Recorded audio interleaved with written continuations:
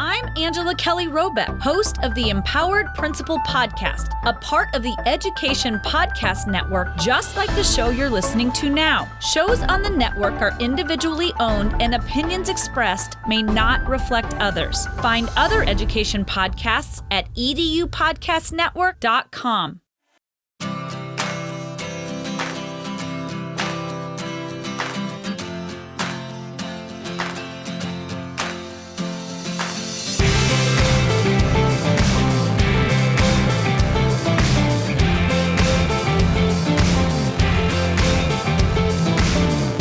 Thanks for listening to the Tech Tools for Teachers podcast, where each week we talk about a free piece or two of technology that you can use in your classroom.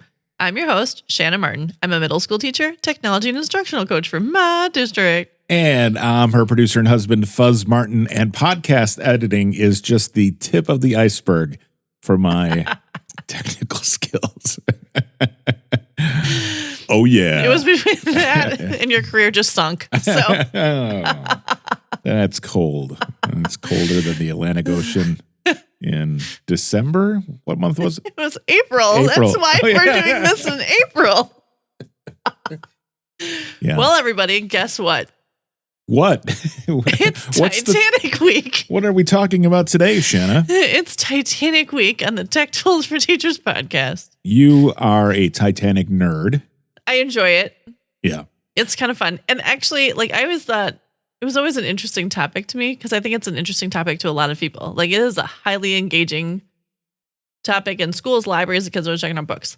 But when I started teaching, especially history, then it turned into a whole nother beast because it's not just teaching about a ship that sunk in the ocean, but I can tie it into like the class system. I can tie it into world history. I can tie it into law. I can tie it into, we tie it into science and weather. Mm-hmm. We tie it into so many different topics can be taught using the Titanic as your like North Star. Kind of. Yeah. Like what's like going to like how you get the content to the kids because they are so interested in it. Mm-hmm. And like the people and the celebrities. And I mean, as I teach middle school and 8th grade, like, can we watch the movie? I'm like, absolutely not. But we can watch a documentary on it. And they're like, oh, but then they're really engaged and the engineering behind it. And like, we talk about the science of metals. Like, it's insane how many different topics you can actually tie into with this one tragic event that happened in history. So we are talking about the Titanic, which everybody knows happened in April of 1912. In April of 1912.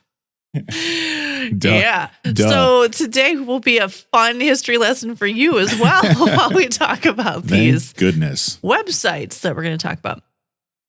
So, yeah. Hi, everyone. So excited to talk about this today.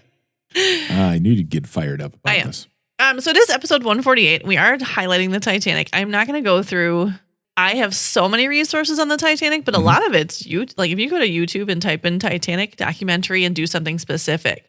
So if you just as a search to help you searching, if you're teaching kids about Titanic, if you go to YouTube and it's not blocked at your school, you can go to TeacherTube if it is, and you search Titanic, but you want to like hone it down to a specific concept about the Titanic, you can search like Titanic documentary kids, Titanic documentary, and then you can do iceberg specific cold weather mirages. You can search materials the ship is made from. You can search the discovery of the Titanic. You can search the artifacts that have been dug up from the Titanic. You can search survivors on the Titanic. You can search, people who passed from the Titanic. You can search famous people on the Titanic. And every single one of those searches will give you something that will give you specific documentaries, videos, content specific to those different parts of the Titanic. Sure. So you can search just Titanic, but you're going to come up with hundreds of, probably thousands of videos. But to search specific things for the content that you want to zone in on, you can do that on YouTube. Cool. So that's one of the starting points. And I teach the kids how to do that because they do an inquiry on this in my classroom. So we talk about if we're going to lurk for things, first you need to find real content that's created by National Geographic, the Smithsonian, like actual places. And then like if they're searching Dr. Robert Ballard, the guy who discovered the Titanic, like find real people before you just start searching fan art, because there's so much fan art of the Titanic. So that's just something. It's all just Jack on a door. Yes. No, he wasn't on the door. He wasn't on the door. He was in the ocean. Rose was on the door. Jack. Are you going to do your whole bit? Jack. Jack. That's the whistle in the background. Yeah, that's the just whistle. So you guys know. We do that all the time whenever we bring up the Titanic. Just our little thing. So let's talk about some actual websites that have information about the Titanic on them. So besides searching and finding books, print books too, there's a book that I use all the time. It's called Titanic Voices from Disaster. It is nonfiction. It is based on interviews of survivors of the book. It reads like fiction though, so it reads like a story, but you hear about survivors, like quotes from survivors, and they actually tell their story of what they experienced. So I use that as a chunk of teaching in my classroom. But the website that we probably use the most often, that I have my kids use the most often, and it is their favorite website to use because it is all things Titanic in one spot. It is called Encyclopedia Titanica.org. Okay, so kind of like Encyclopedia Britannica, Correct. but it's Titanica. Yes. Nice, clever. Yes. Kudos, extra points to them. Yes. So encyclopedia-titanica.org. Nice. And it has everything you could possibly ever want or need to know or research the Titanic with. So let's talk about the site. It does have ads, just to be aware. Yep. But homepage. General questions and answers about the Titanic. What do you want to know? We'll give you some general, like, people pose questions, okay? Not your best set of information, but they do have a question and answer section. On this day, you can click on it and see, like, events from today, and you can see specific things that were going on with newspapers, with people who were on the Titanic, and, like, random things. So there's that random information about Encyclopedia Titanica and some background information. Okay, so the real things that you're going to want to look at across the top, we've got Titanic, people, deck plans, features are probably the best pieces to start with. You have facts about the RMS Titanic. Do you know, without Googling it, what RMS stands for? Royal Majesty's Ship. Wrong. Okay. Royal Majestic? No. Is the first word royal? Yes. All right. Marine? Nope. Mommy? It's something the ship does. Oh, maiden? Nope. No. There are other RMS ships out there. Yeah. Ooh, wow. Okay. What does a ship do? More? Nope. What does a ship do? This ship particularly, any RMS ship does that. Mercantile? It delivers mattresses? mail. Oh, okay. It's Royal a Royal Mail ship. Royal Mail ship. Yep. Okay. So it can deliver mail. Wow. Okay. Yeah. Officially. It has like a post office on it and everything. All right. So RMS Titanic. You got all the background questions. White Star Line, which is obviously the ship company that it's a part of. It's like the carnival of that day, right? Yeah, like Carnival Cruises, yes. Yeah, okay. They have like the design of the ship, which you can go into specific, the deck plans, which we'll talk about in a second, through rescue, so you can click on it, and then it'll give you all kinds of information. It takes you to pictures and articles about like Carpathia and things like that, and eyewitness testimony and different information you can pull up. So if you just go down Titanic Inquiries, Discovery and Salvage, you can click on that and they can learn more about, these are again, more articles and then also artifacts that have been dug up and more connections to it. So it's like a giant, basically it houses all kinds of information. If you go to people, this is what I use with most with my students. Because obviously there's over 2,000 passengers on the Titanic, and trying to sort through that, even if we read our books, you only can find so many things. We talk a lot about first, second, and third class and understanding like how their experience was different and what that looked like at that time. And so you can click on passengers and then there's a drop down, first class passengers. It will give you a full listing of those, like a full, like comprehensive list of your first class passengers. And then what's cool, with each passenger, you have their age, their class, their ticket number, what their ticket cost, and when they joined the ship. So whether it was in Southampton or in Belfast or Cherbourg, France. And then it'll tell you if they went on a lifeboat, what number it was, and it will tell you, it'll give you an image of that person. And if you click on them, it gives you like a short bio Mhm. of that person on the Titanic and then who else they're connected to, which is crazy. Yeah. So it's super cool because the kids are really into like, I want to know about this person, or tell me about the first class people, or tell me about the third class people, or tell me about second class. And so this is a great way if you want to create your own escape room, like you can link kids in and they can go through and like, you've seen it in museums, or a lot of times they do where you take a ticket and you follow a passenger through the Titanic Yeah. to see if you like live or survive, or if you end up drowning or whatever. Mhm. You can create one of those just based on this information, which is really cool. And it'll give you different pieces of information about all of these different people.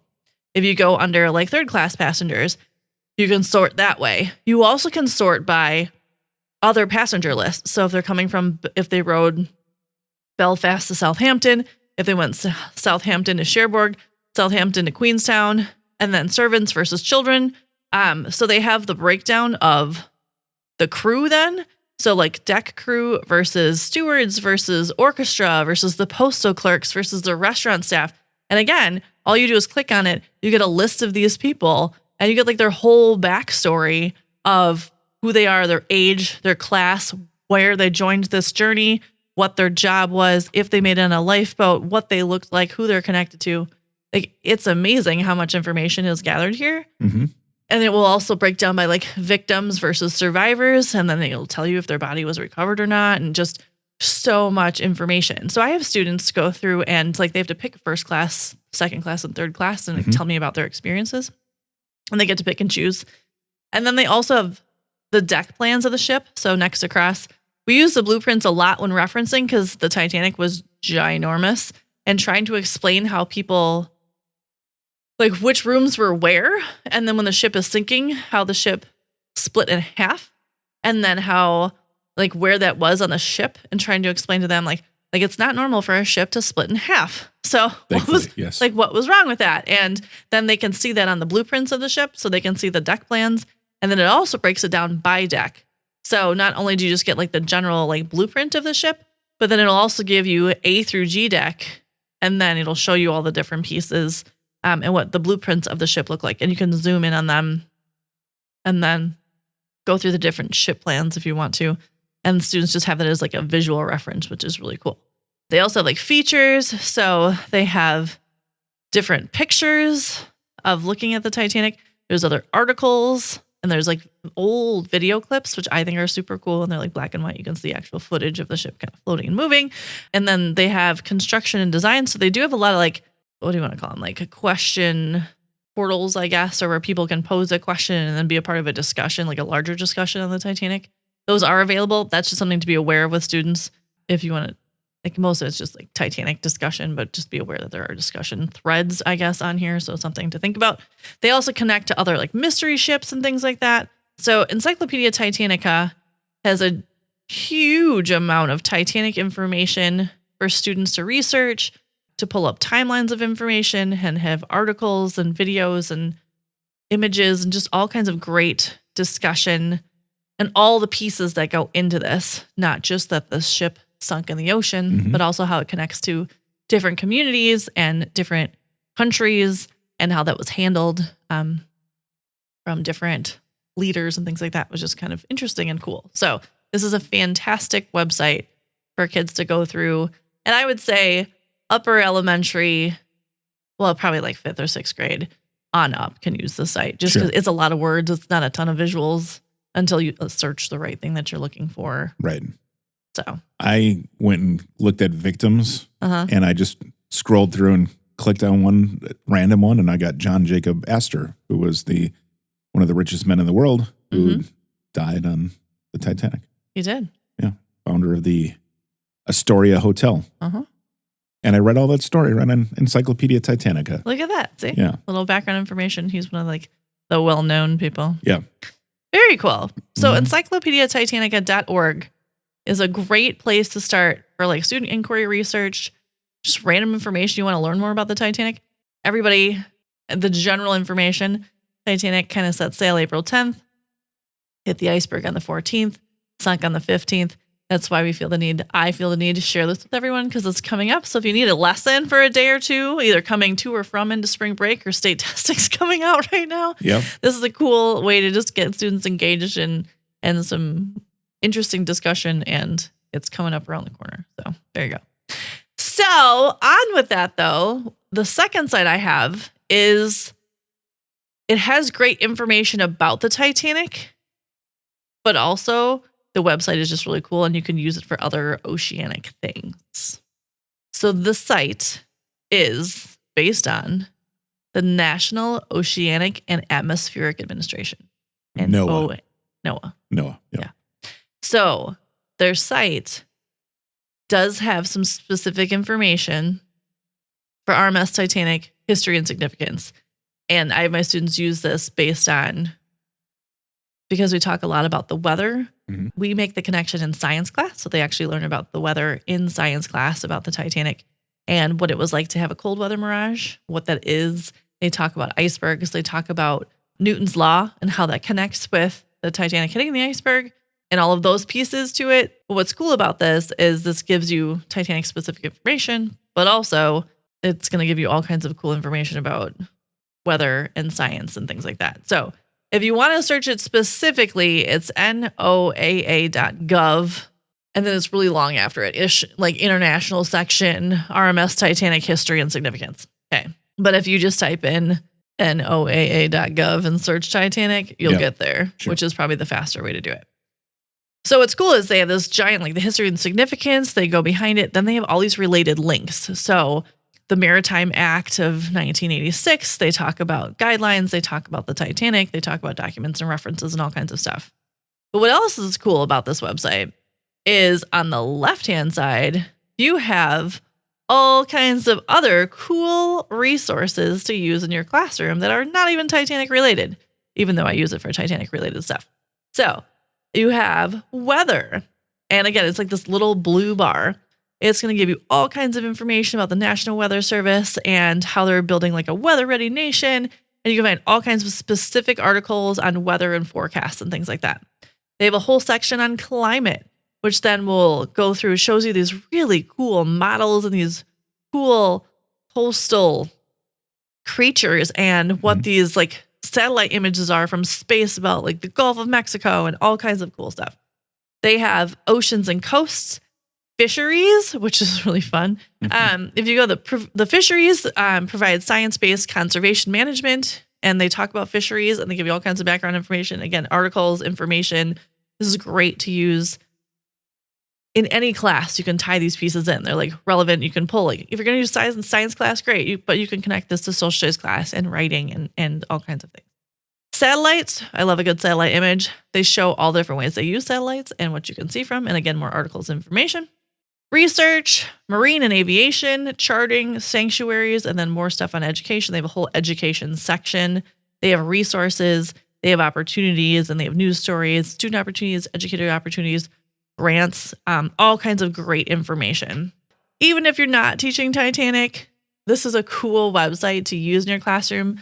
Let your students explore it. You can explore it. But the National Oceanic and Atmospheric Administration has a fantastic website of resources.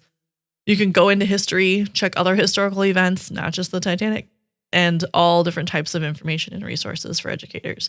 So NOAA, NOAA.gov. Yeah. Fun fact, if you ever hear of the National Weather Service, that's part of NOAA. So there you go. Yeah. So all kinds of super cool, fun things, not just about the Titanic. But if you want to search the Titanic, they have great resources for that too. Yes. Plenty of resources on that. Pretty cool. Yeah. So we love a good Titanic resource. There's so many things, but Titanic is such an engaging topic for students.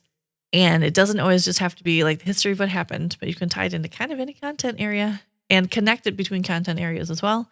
And hopefully these fun little sites will engage your students and keep them plugging along here through end of third, fourth quarter, and moving on in the school year. Getting closer. Yeah. I'm just starting fourth quarter now. Yeah.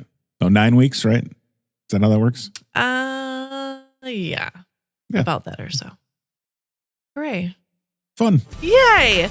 So Thanks for tuning in. This has been the Tech Tools for Teachers podcast. If you ever have any questions, you can find me on Twitter at SmartNWI. And if you want to get more information on the links to the technology discussed in this episode, visit smartnwi.com. If you'd like to support the show, please consider buying me a coffee or two. Visit buymeacoffee.com/smartnwi or visit smartnwi.com and click on that cute little purple coffee cup. Your donations help keep this show going. New episodes each week. Thanks for listening. Go educate and innovate. The ideas and opinions expressed on this podcast and the Smart NWI website are those of the author, Shanna Martin, and not of her employer. Prior to using any of the technologies discussed on this podcast, please consult with your employer regulations. This podcast offers no guarantee that these tools will work for you as described, but we sure hope they do. We'll talk to you next time right here on the Tech Tools for Teachers podcast.